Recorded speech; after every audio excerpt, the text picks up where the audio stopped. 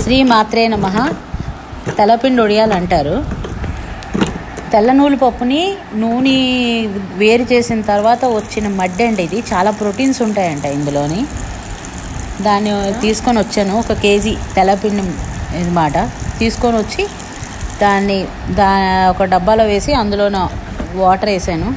అది 3 days ఉంచాలి. ఉంచిన తర్వాత అది మెత్తగా అయిపోతుంది. అయిన తర్వాత ఉప్పు, పచ్చిమిరపకాయలు, కారం, నెక్స్ట్ వెల్లుల్లిపాయ, వాము, ఈ 4 కలిపి అందులో వేయాలి. వేసి మళ్ళీ ఒక 2 రోజులు ఉంచాలి. ఉంచితే చిన్న పులుపు వస్తుందండి. పులుపు వచ్చిన తర్వాత దాన్ని చిన్న చిన్న ఒడియాలుగా మనకి ఎంత దీనిలో కావాలో అంత దీనిలో ఒడియాలు పెట్టుకొని మంచి ఎండ వచ్చిందంటే 4-5 రోజుల్లో ఎండిపోతుందండి. స్టాక్ చేసుకొని ఉంచుకోవచ్చు. చాలా బాగుంటుంది. స్టోర్ చేసుకొని ఉంచుకోవచ్చు. చాలా బాగుంటుందండి. పెరుగన్నంలో తింటే చాలా బాగుంటుంది. ట్రై చేయండి.